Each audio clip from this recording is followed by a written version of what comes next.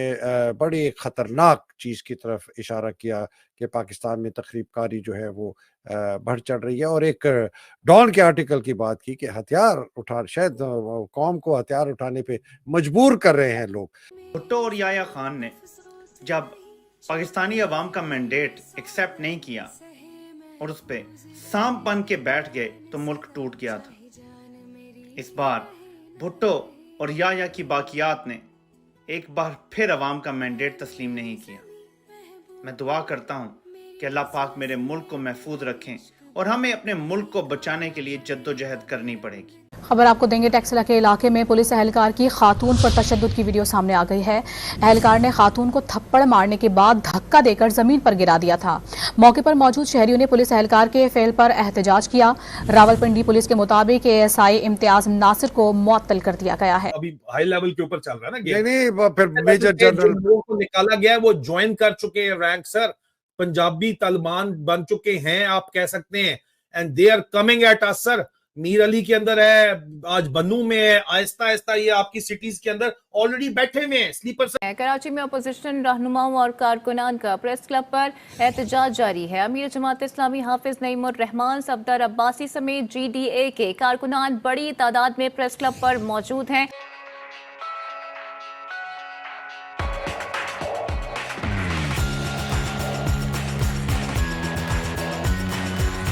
1971 की गलतियां दोबारा दोहराई जा रही हैं, ये बात इसमें किसी को कोई शक नहीं है, कौम में रह गया सर। क्या मैं सच कह रहा हूं? आप मुझे बताएं सर। 100%। ठीक है सर। अब कंपैरिजन ये है कि बांग्लादेश में ईस्ट पाकिस्तान और वेस्ट पाकिस्तान में क्या फर्क है।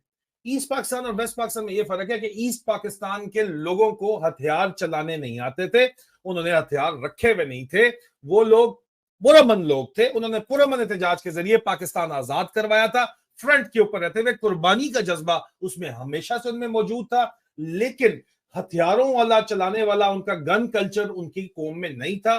तो फिर उनको जो है बाकायदा तौर के ऊपर हिंदुस्तान से ट्रेनिंग आए, और कुछ लोग वो हिंदुस्तान जब रेफ्यूजी बन के गए तो वहां पे रॉ ने कैंप्स खोले, उनको 1-2 साल लगा के ट्रेन किया गया। ये सब कुछ हो रहा था और हम लोग सो रहे थे। अब कमिंग बैक, मैं ज्यादा लंबा आपका टाइम नहीं लूंगा, वेस्ट पाकिस्तान मौजूदा पाकिस्तान के ऊपर आ जाते हैं सर। यहाँ पे किसी को हथियार चलाने की ट्रेनिंग देने की जरूरत नहीं है, क्योंकि यहाँ पे वेस्ट पाकिस्तान में गन कल्चर बहुत ज्यादा एक इनहेरेंट गन कल्चर है, सिर्फ KPK और बलूचिस्तान में नहीं, बलूचिस्तान में तो फिर कोई शरीफ लोग हैं, पंजाब में भी खास तौर के ऊपर मोला जट गंडासा स्टाइल कल्चर जो है ना, और वहां पे खैबर पख्तूनख्वा में टोपक जमा कानून दे जो कल्चर है, बंदूक मेरा कानून है, ये कल्चर जो है ये हमारे यहाँ ऑलरेडी एग्जिस्ट करता है, जिस तरह अमेरिका में है सेकंड अमेंडमेंट के तहत जो है लोग आर्म्ड हैं। हमारे यहाँ लोग जो है वो लाइसेंस पैसे दे के बनवा लेते हैं, एक गन का लाइसेंस रखते हैं, 6 गन उस लाइसेंस के ऊपर रखी हुई होती हैं, नंबर सब पे सेम डालते हैं, चेंज करके लेके जाते रहते हैं। हर घर के अंदर जो है, मैं इस बात का गवाह हूं कि AK-47 के ढेर लगे हुए, क्लाशनकोफों के, तो मतलब ऑटोमेटिक वेपन्स भरे हुए, लाइसेंस के बगैर भी भरे हुए। हमारे यहाँ ये कल्चर है, और हमारे यहाँ तो बच्चे को भी ट्रेनिंग के अंदर जो है वो पंजाब हो या नॉर्थ पंजाब की मैं बात करता हूँ खासतौर पर, अभी सेंट्रल और साउथ के अंदर भी ये कल्चर आ चुका है, लेकिन खासतौर पर नॉर्थ पंजाब, खैबर पख्तूनख्वा, सिंध के अंदर भी, इंटीरियर सिंध के अंदर जो है ये कल्चर बहुत है। मैंने सर्व किया हुआ है सिंध में, देखा है मैंने सर। ये भी साहब ये एक एस्टैब्लिश फैक्ट मैंने आपको बता दिया। दूसरी तरफ सर, अगर इन तमाम चीजों को किसने कंट्रोल करके रखा हुआ है, इसके ऊपर ढक्कन डाल के रखा हुआ है, तो वो पाकिस्तान की अफवाज पाकिस्तान ने, FC ने, सिविल आर्म फोर्सेस ने, उन्होंने ढक्कन डाल के रखा हुआ है कि नहीं यार असी सब तू बड़ा डंडा साढ़े कोल है, बदमाशी हम किसी की नहीं चलने देंगे।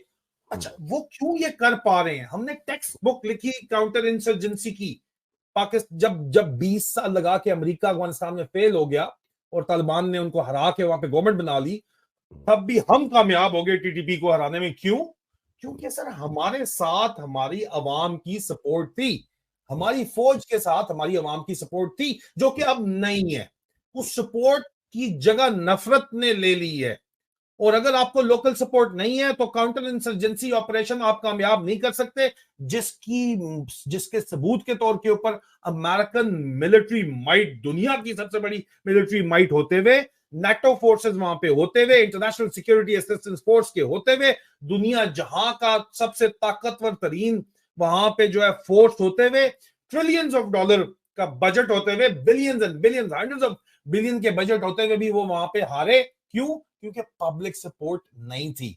साढ़े को पैसा तो सिरे से नहीं है। एमुनेशन हमने जो है बेच दिया यूक्रेन में, और उन्होंने आगे इजराइल को भी बेचा है। हमारे पास क्या है, ऊपर हवाई जहाज है, फाइटर जेट से आप इंसर्जेंसी नहीं लड़ सकते। Counter insurgency battle of hearts and mind होती है, and you already lost it. आप हार चुके हैं। आपने स्पेस क्रिएट कर दी है, और 1971 वाला टाइम नहीं है आपके पास, क्योंकि यहाँ पे किसी ने बाहर से आके ट्रेनिंग नहीं देनी। आप लोग कहते हैं ना कि जी रॉ ट्रेनिंग दे देगी बलूचिस्तान वालों को, ये ट्रेनिंग जो है रॉ ने कर दी। ओ भाई, वो इनहेरेंट फाइटर है।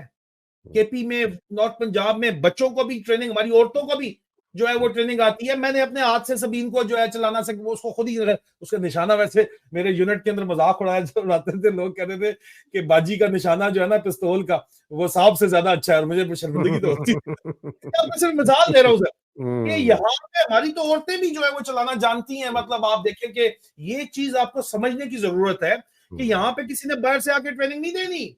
और अफगानिस्तान जिसको आप उंगल कर रहे हो, वो वहां पे कैसे आएगी? आपका एक भाई अगर इधर है तो एक उधर रह रहा है। डिवाइडेड ट्राइब्स है पूरे के पूरे। इंटरनेशनल बॉर्डर जिसको आप बोलते हो, उनको ड्यूरेंट लाइन बोलते हैं। वहां पे अफगानिस्तान और इधर कबाइल बटे हुए हैं, दोनों तरफ एक ही कबीला रह रहा है। प्लीज समझने की बात है, ठीक है?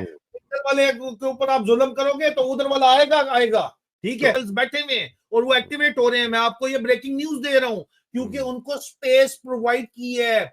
आसिम मुनीर, नदीम अंजुम, वो इसी दिन का इंतजार कर रहे थे कि फौज के खिलाफ इतनी नफरत हो जाएगी इनके अपनी हरकतों से। चले आदिल, शुरू करें जी। तो सर ये बात आप प्लीज समझे कि वो आपने खुद उनको अपॉर्चुनिटी, नेपोलियन ने कहा था ना कि once your enemy is making a mistake, just let him make that. हमें तो कोई भी नहीं इस वक्त तो जो है वो इंडियंस को भी ये बात समझ आ रही है, वो नहीं बोलेंगे। अमेरिकन को भी समझ आ रही है, वो नहीं बोलेंगे। वो कहते हैं कि हम बोलेंगे उस वक्त जब ये इस्लामाबाद पे चढ़ेंगे ना, फिर हम कहेंगे कि ये न्यूक्लियर एसेट हमने सिक्योर करने आना है। आन जो के वो भी नहीं रहेंगे, क्योंकि वहां पे आपकी रेड लाइन आ जाएगी। वहां पे टोटल 180 ऑपोजिट हो जाएगा। लेकिन सर मैं एक बात आपको बता रहा हूँ, दुनिया मुकाफाते अमल है। आसिम मुनीर की अखीर आई हुई है। फौज के अंदर इस वक्त जो है वो बदली इस लेवल की पाई जाती है कि ऑर्डर्स जो है वो जख्मी किए जा रहे हैं। सबसे बड़ा एहतजाज शुरू हो चुका है। पाकिस्तान की तारीख के सबसे ज्यादा धांधली ज़दा इलेक्शंस के बाद अब एक ऐसा एहतजाज शुरू हुआ है जो लगता नहीं है कि रुकेगा। कराची में जिस तरह से बड़ी जमातों के बड़ी तादाद में लोग निकले हैं, उसके बाद ऐसे लग रहा है कि यह एहतजाज अब आगे जाएगा और हुकूमत बेबस होती नजर आ रही है। जिस तरह का डाका मारा गया है वोटों पर, अब लोग भी निकल रहे हैं। इससे पहले ही कॉल दे दी गई थी एहतजाज की, और आज ये नजर आ रहा है कि कराची की बड़ी शाहराहें बंद हैं। खुद कंटेनर लगाकर पुलिस ने सड़कों को ब्लॉक किया कि लोग आगे ना बढ़ सकें, लेकिन बड़ी तादाद में लोग निकले हैं और मुजाहिरीन को गिरफ्तार भी किया गया है। दर्जनों मुजाहिरीन, जिनमें खवातीन भी शामिल हैं, उन पर लाठी चार्ज किया गया, उनको गिरफ्तार किया गया है, तशद्दुद किया गया है। इसके बावजूद लोग आगे बढ़ रहे हैं। अब ये जमातें कौन सी हैं? ये जमातें हैं जनाब, जमात इस्लामी, GDA है, JUI है और तहरीक इंसाफ इसमें शामिल है। इससे पहले इनके रहनुमाओं ने प्रेस कॉन्फ्रेंस भी की और उसमें बता भी दिया था कि हम भरपूर तरीके से एहतजाज करेंगे। इस तरह जिस तरह हमारे हक पर या मैंडेट पर डाका मारा गया है, इसको बर्दाश्त नहीं किया जाएगा। और ये जमातें जो हैं, इनमें 3 जमातें खास तौर पर जिनके पास एक मजहबी वोट है, मजहबी वाबस्तगी है लोगों की उनके साथ, इसमें GDA है, पीर पगाड़ा की जमात, और जमात इस्लामी है और JUI। अब ये पहली दफा हम देख रहे हैं कि इसमें इन जमातों में एक तो GDA, उनका मिजाज नहीं एहतजाज का, और PTI, इनका JUI और जमात इस्लामी के साथ एहतजाज, ये बहुत अहमियत का हामिल है, क्योंकि तहरीक इंसाफ के पास भी शहरी इलाकों में और सिंध में भी बहुत बड़ी तादाद में वोट है। GDA का अंदरूनी सिंध बहुत ज्यादा वोट है। इसके अलावा जमात इस्लामी